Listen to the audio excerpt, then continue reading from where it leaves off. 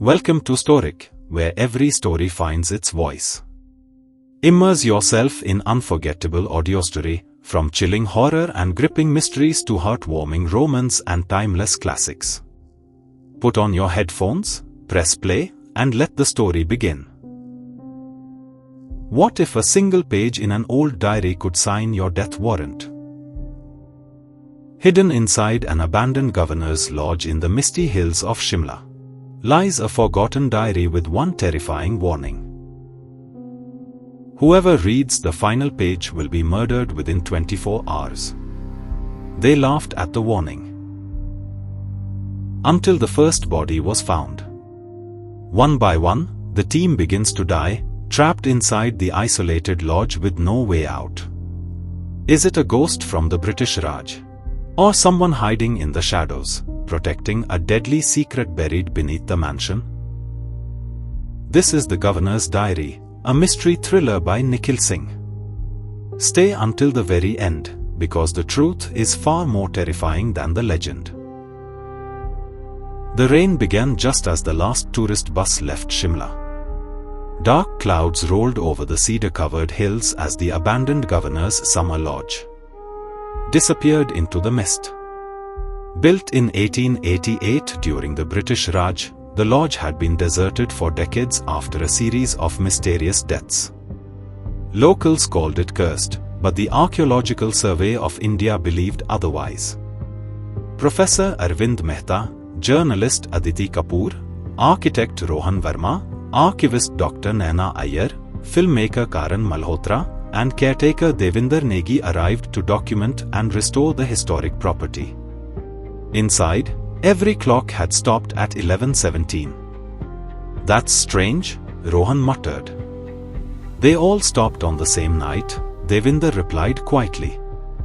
When Aditi asked what had happened, the old caretaker simply said, "No one asks that question anymore." Later, while exploring the West Wing, the team entered the Grand Library. Thousands of dusty books lined the towering shelves. "This collection is priceless," Naina whispered. As Rohan pulled a cleaner-looking book from a shelf, a hidden mechanism clicked. A section of the bookshelf slowly slid aside, revealing a narrow chamber. Inside stood an old mahogany desk. Resting on it was a black leather diary bearing the faded emblem of the British Crown. Devinder rushed forward. "Put it back." Professor Mehta ignored him and opened the brass clasp. A cold gust swept through the room. The lantern flames flickered.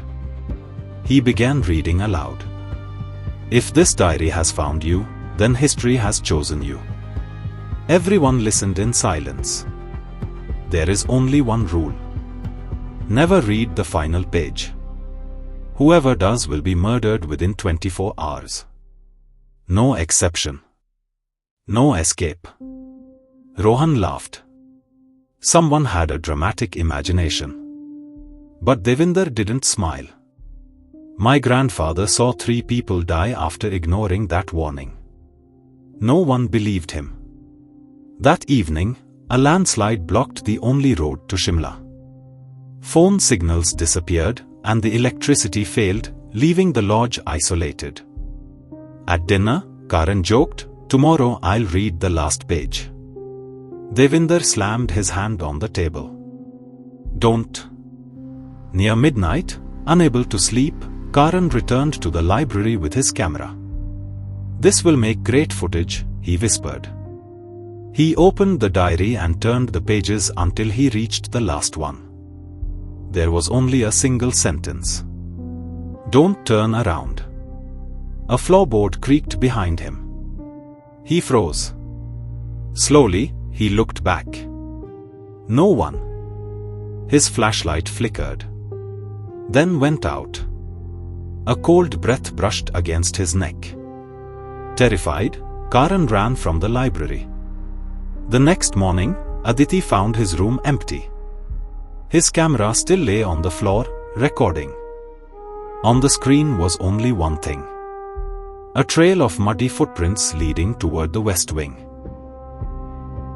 The muddy footprints ended outside the governor's study. No one moved. Professor Arvind Mehta slowly pushed the heavy wooden door open. The room was silent. Dust floated through the morning light filtering in from a cracked window. Near the fireplace lay Karan Malhotra. His body was twisted unnaturally, his eyes still open in terror. There were no signs of a struggle. No broken furniture. No blood, except for a small cut on his forehead. Aditi gasped. No. Rohan rushed forward and checked his pulse. He's gone. Naina covered her mouth, trying not to cry. Beside Karan's right hand lay a torn page from the diary. Professor Mehta carefully picked it up. Written across it in fresh black ink were 6 chilling words. The diary never tells lies. Devinder lowered his head. I warned you. The landslide still blocked the road to Shimla. Phone networks were dead. They were trapped. Professor Mehta gathered everyone in the dining hall. Until the police arrive, nobody leaves this building alone. Rohan shook his head. This isn't a curse. Then what is it? Aditi asked. Someone killed Karan. And how did they know he'd read the last page? No one answered. They reviewed Karan's camera. The footage showed him entering the library just after midnight. He laughed as he opened the diary. Let's see if ghosts can keep promises. He turned the pages one by one. Finally, the last page appeared. The camera zoomed in. Only one sentence was written. Don't turn around. Suddenly the video glitched. A loud scraping sound echoed through the speakers. When the picture returned, Karan was running through the corridor, breathing heavily. He looked behind him several times. The hallway was empty. Then the recording ended with a violent crash. Professor Mehta frowned. Someone frightened him. But no one appears in the video, Naina said. Exactly. Determined to understand the lodge's history, Professor Mehta and Aditi searched an old storage room filled with government records. Inside a rusted metal cabinet, they found the original architectural blueprint of the governor's summer lodge. The professor spread it across a dusty table. After several minutes he pointed to the west wing. These measurements don't make sense. Aditi leaned closer. What do you mean? The library should end here. He tapped the paper. But according to this blueprint, there's another passage behind that wall. A secret room. Or a hidden corridor. Devinder quietly spoke. My grandfather believed there were tunnels beneath the lodge. Rohan looked at him sharply. You never mentioned that. Because I never found them. That afternoon they returned to the library. The diary still rested on the desk. No one wanted to touch it. Except Rohan. He picked it up confidently. If this book really predicts death, let's prove it wrong. Professor Mehta warned him. Don't read the last page. I'm not afraid of old stories. Instead, Rohan flipped through the earlier entries. Most described secret meetings between British officials during the final years of colonial rule. Several pages mentioned hidden government documents. Then one sentence appeared repeatedly. Only the keeper knows the passage. The keeper? Aditi asked. Professor Mehta nodded thoughtfully. Someone entrusted with protecting a secret. Before anyone could discuss it further. A loud bang echoed from upstairs. Everyone froze. Another bang. Footsteps. Heavy. Fast. Running across the wooden floor above them. Who's there? Rohan shouted. The footsteps continued. Then suddenly stopped. The group rushed upstairs. Every room was empty. Every window was locked from the inside. There was nowhere for anyone to hide. Yet someone had clearly been there. That night sleep became impossible. Aditi replayed Karan's footage again and again. Something suddenly caught her attention. She paused the video. Near the bookshelf. For less than a second. A human face appeared between two shelves. Just one eye. Watching Karan. She zoomed in. The image was blurry, but it was unmistakably a person. Not a ghost. Someone had been hiding inside the library before Karan read the diary. She immediately showed Professor Mehta.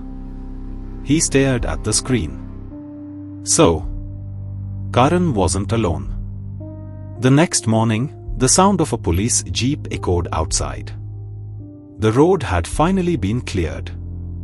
Inspector Vikram Chauhan from Shimla police entered the lodge with 2 constables. He carefully examined Karan's body, the diary, and the library. After nearly an hour, he called everyone together. "I've heard your story," he said calmly. The cursed diary, the warning, the mysterious footsteps. He looked directly at the group. "I don't believe in ghosts." No one spoke. The inspector held up a transparent evidence bag. Inside was a small broken piece of dark metal. "I found this under the fireplace." Professor Mehta frowned. "What is it?" "A fragment from an old military boot." He paused before continuing. "This doesn't belong to the victim." The room fell silent. Inspector Chauhan's eyes moved slowly across every face. Karan Malhotra was murdered. And the person who killed him. He glanced toward the dark hallway leading to the west wing. Is still inside this lodge. Inspector Vikram Chauhan's words hung heavily in the air. The killer is still inside this lodge. No one spoke. Outside, thick fog rolled over the pine-covered hills, hiding the road to Shimla once again. The governor's summer lodge felt smaller than ever, as though its ancient walls were closing in around them. The inspector looked at each member of the group. "Until I solve this case, nobody leaves." One of the constables locked the main entrance from the inside. For the first time, everyone realized they weren't simply trapped by the weather anymore. They were trapped with a murderer. Inspector Chauhan questioned each person separately. Professor Arvind Mehta admitted he had gone to bed around 11. Aditi Kapoor said she had been editing interviews in her room. Dr. Naina Iyer had spent the evening cataloguing books in the library. Rohan Verma claimed he had been repairing broken windows until midnight. Devinder Negi insisted he never left the caretaker's quarters. Each story sounded believable. Yet none of them had an alibi. The inspector returned to Karan's camera. He watched the final recording frame by frame. When Karan entered the library, everything appeared normal. Then Inspector Chauhan paused the footage.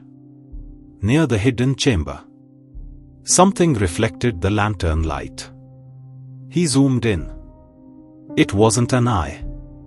It was a brass button. The killer was wearing a dark coat, he murmured. Aditi leaned closer. "Can you identify it?" "No. But someone was hiding there."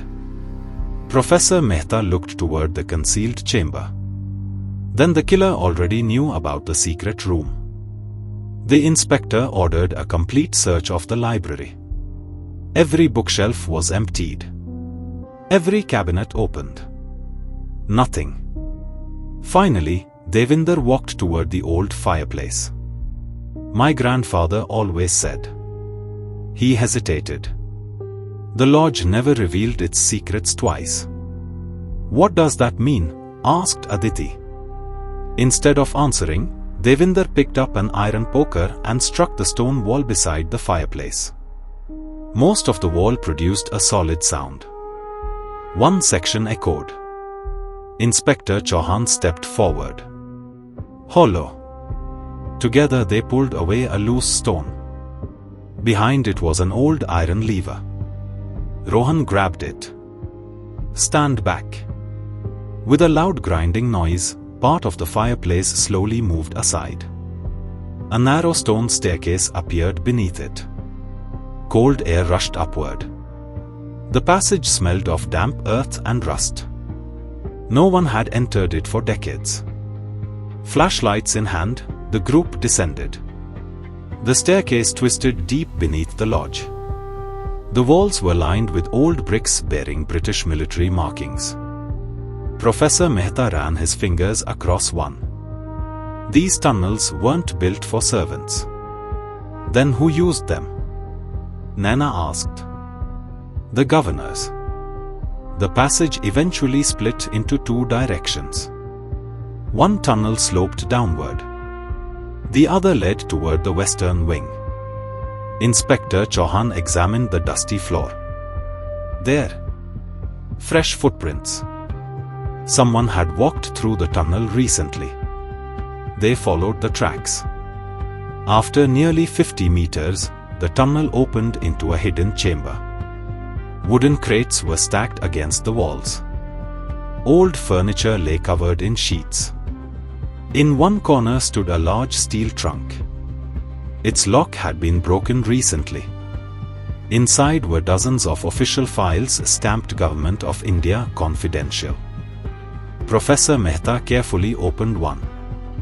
His eyes widened. These are intelligence reports from 1947. Another file contained letters between British officers discussing secret evacuations before independence. This archive should be in the National Archives, Naina whispered. So why was it hidden here? Asked Aditi. No one answered. Suddenly, a loud metallic clang echoed through the tunnel.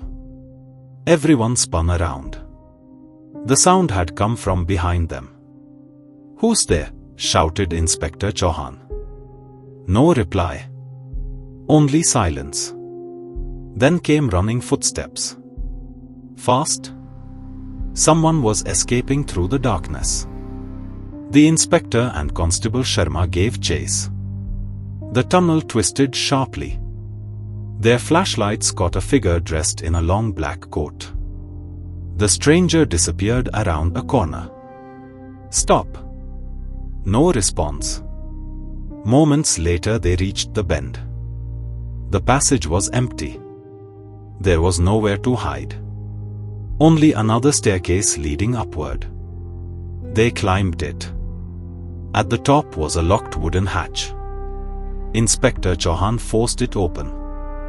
The hatch led directly into the library. The stranger had vanished. Back underground, Aditi noticed something unusual inside the steel trunk. Hidden beneath the files was a faded photograph. It showed 5 British officers standing outside the governor's lodge in 1946. One of them held the same black diary. On the back of the photograph, someone had written, "The keeper must never reveal the passage." Below the sentence was a signature. Edward Harrington. Professor Mehta frowned. Harrington was the last British governor to stay here before independence. Aditi looked at Devinder. Have you ever heard that name? The caretaker hesitated. My grandfather mentioned him once. What did he say? That Harrington trusted only one Indian family. Which family? Devinder looked away. My own. The room fell silent. Inspector Chauhan stared at him. So your family has been protecting this place for nearly 80 years. Devinder nodded slowly.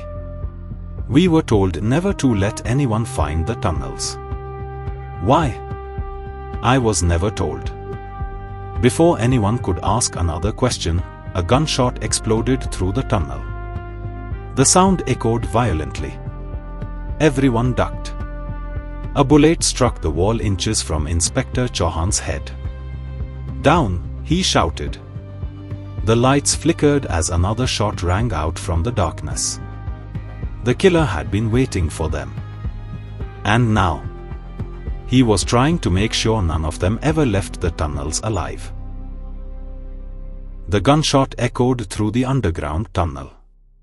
Stone fragments exploded from the wall just inches above Inspector Vikram Chauhan's head. "Take cover," he shouted. Everyone ducked behind the old wooden crates. Another shot rang out. The bullet struck the steel trunk, sending sparks into the darkness.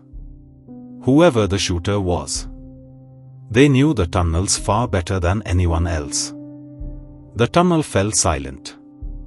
Inspector Chauhan signaled one of the constables to switch off his flashlight. Darkness swallowed the passage. Only the sound of dripping water filled the air. Minutes passed. Nothing. "The shooter has stopped," whispered Aditi. "No," the inspector replied. "He's waiting." Carefully, he removed his jacket and threw it into the middle of the tunnel. A third gunshot shattered the silence. The bullet tore through the jacket. "There!" shouted Constable Sharma. A shadow darted across the far end of the passage. Inspector Chauhan and the constable chased it. The figure disappeared through another narrow tunnel before slamming an iron gate behind him. By the time they forced it open, the passage was empty. Only muddy footprints remained. Back in the hidden chamber, Professor Mehta continued examining the confidential files. One leather folder carried the name Governor Edward Harrington. Inside were handwritten reports from 1947. The final report read, "The documents hidden beneath the summer lodge must never fall into the wrong hands. A trusted keeper has been appointed to guard the passage after our departure." Below the note was a signature, Edward Harrington. And beneath it, another signature, Dilip Negi, Devinder's grandfather. Everyone turned toward the old caretaker. Devinder stared at the paper in disbelief. "I've never seen this." "But you knew your family protected something," Aditi said. "My grandfather never explained what." Inspector Chauhan looked at him carefully. "Did he ever give you anything?" Devinder hesitated, then slowly reached into his pocket. He removed a small brass key. "My grandfather told me to keep this safe." "Safe from whom?" He never said. The key fit perfectly into a small compartment beneath the steel trunk. Inside lay a velvet pouch. Professor Mehta opened it. A gold signet ring bearing the governor's crest. A sealed envelope. And an old pocket diary. Unlike the black diary, this one carried a name. Edward Harrington. The inspector carefully unfolded the letter. "If you are reading this, then someone has already discovered the tunnels. Trust no one inside the lodge. The keeper's greatest enemy will always be someone who claims to protect history." Silence followed. Aditi slowly looked around the room. "Someone among us knew about these tunnels before we arrived." Suddenly Naina frowned. "Where's Rohan?" Everyone looked around. The architect was gone. "He was standing right here," Professor Mehta said. The inspector immediately switched on his radio. "Search every tunnel." The constables split up. Aditi noticed fresh footprints leading away from the chamber. They knew. The group followed them. The trail led to another hidden staircase. At the top was an old maintenance room filled with broken tools. The room was empty. But one object lay on the floor. Rohan's flashlight. Its glass was shattered. Beside it, drops of fresh blood. "Rohan!" Aditi shouted. No reply. The inspector searched the room carefully. There were signs of a struggle. A broken chair. Scuff marks on the floor. Then he noticed something strange. One wall sounded hollow. He pressed against it. A narrow wooden panel swung open. Beyond it stretched another hidden passage. This lodge is a maze, muttered Professor Mehta. The passage descended toward the eastern side of the estate. At its end stood an old wine cellar. Rows of empty shelves lined the walls. The room appeared abandoned. Until Aditi heard breathing. Weak. Painful. She rushed toward the sound. Rohan lay tied to a wooden chair. A cloth covered his mouth. His wrists were bleeding where the ropes had cut into his skin. The inspector untied him immediately. Rohan struggled to speak. He. Who? Asked Chauhan. The man in the black coat. Did you see his face? Rohan nodded weakly. Only for a second. What did he look like? He. Before he could finish, the cellar lights suddenly went out. Someone slammed the heavy wooden door shut. The sound echoed like thunder. The group rushed toward it. Locked. From the outside. Panic spread through the room. Inspector Chauhan threw his shoulder against the door. It wouldn't move. Then, a mechanical clicking sound echoed above them. Professor Mehta looked up. The ceiling. Huge wooden beams began shifting. Dust poured down. The old cellar was collapsing. The killer has trapped us. Aditi screamed. Massive stones crashed onto the floor as the ceiling started to cave in. They had only seconds to escape. The cellar ceiling groaned. Massive wooden beams cracked overhead as stones rained onto the floor. Move! Inspector Vikram Chauhan shouted. Everyone rushed toward the far corner while the inspector and Constable Sharma forced their shoulders against the locked door. It didn't budge. Another section of the ceiling collapsed. Professor Arvind Mehta pointed toward an old ventilation shaft near the wall. There. Together they dragged a heavy wine rack aside, revealing a narrow opening. One by one, they crawled through the shaft just as the cellar caved in behind them. A cloud of dust exploded through the tunnel. They had escaped by seconds. The ventilation shaft opened behind the old kitchen. Everyone emerged exhausted. Inspector Chauhan immediately turned to Rohan. You said you saw the man in the black coat. Rohan nodded. I only saw part of his face, but he wasn't wearing a mask. Do you recognize him? Rohan hesitated. Then he looked directly at Devinder Negi. It's not him. The old caretaker let out a deep breath. But, Rohan continued, the man knew every tunnel in this lodge. Inspector Chauhan frowned. Meaning he has been here before. Back in the library, Professor Mehta examined Edward Harrington's diary again. This time he noticed something unusual. Several words had tiny dots beneath specific letters. It's a code. Naina copied the marked letters onto a sheet of paper. After arranging them, a sentence appeared. The keeper eyes not the guardian. The keeper eyes the heir. Everyone fell silent. The heir? Aditi whispered. Professor Mehta thought for a moment. Harrington didn't appoint a caretaker. He appointed a successor.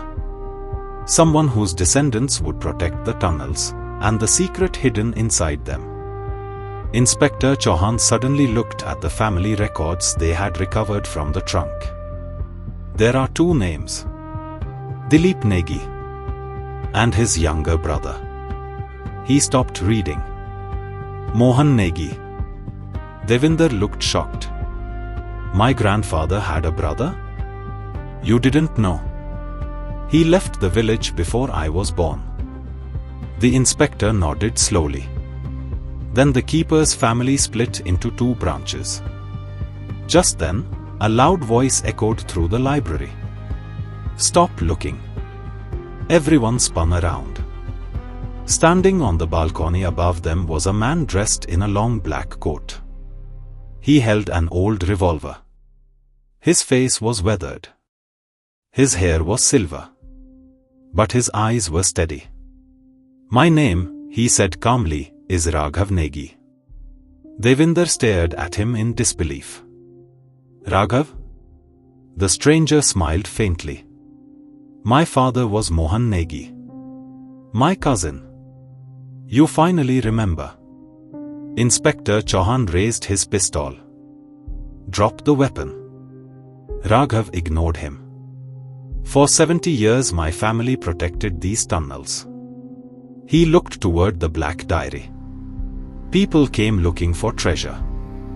There never was any treasure, Professor Mehta replied. No.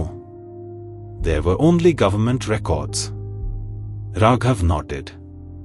And if those records disappeared, innocent families would have been blamed for crimes they never committed. Aditi frowned. So you murdered people to protect papers? I protected a promise. You killed Karan. He read the final page. Professor Mehta stepped forward. The diary never killed anyone. No. Raghav smiled sadly. I did. He explained everything. Years earlier, he had secretly returned to the abandoned lodge after learning about the hidden archive from his father. When restoration work began, he realized the tunnels would inevitably be discovered. So he recreated the old legend of the cursed diary. Every previous victim over the decades had died because they had uncovered the tunnels, not because of a supernatural curse. The diary was simply the perfect disguise. When Karan entered the library alone, Raghav watched from the hidden passage. After Karan read the final page, Raghav followed him through the tunnel and killed him inside the governor's study, leaving behind the torn page to strengthen the legend. The footsteps. The strange noises. The disappearing shadow. Everything had been carefully staged using the network of hidden passages beneath the lodge. There had never been a ghost. Only a patient killer who knew the building better than anyone else. You could have trusted the authorities, Aditi said quietly. Raghav laughed. My grandfather trusted governments once. His smile disappeared. They abandoned him. Inspector Chauhan slowly moved closer. It's over. Raghav looked around the library one last time. The governor believed history should stay buried. Professor Mehta shook his head. History belongs to everyone. For the first time, Raghav lowered his revolver. I suppose you are right. But before anyone could reach him, a single gunshot echoed. Constable Sharma had fired. The bullet struck the revolver from Raghav's hand. It clattered across the wooden floor. Inspector Chauhan rushed forward and handcuffed him. The keeper's story had finally ended. Weeks later, the governor's summer lodge reopened under the supervision of the Archaeological Survey of India. The hidden tunnels were preserved as part of the site's history. The confidential documents were transferred to the National Archives after proper verification. Raghav Negi was charged with the murder of Karan Malhotra and several unsolved disappearances linked to the lodge over the years. The legend of the cursed diary was officially declared a myth. Or so everyone believed. On the final evening before leaving Shimla, Professor Mehta returned to the library alone. The black diary rested inside a glass display case. Curious, he opened it one last time. The final page was blank. He smiled. So it was all a lie.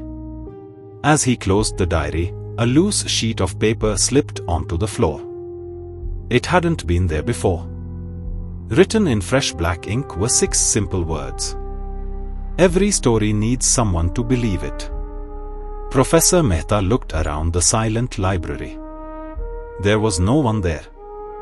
A cold breeze gently turned the diary's pages by itself. For the first time since arriving in Shimla, Professor Mehta wasn't entirely sure that every mystery had been solved. The end. Thank you for listening to Storiq. If you enjoyed this audio story, don't forget to like, subscribe, and turn on notifications so you never miss a new story.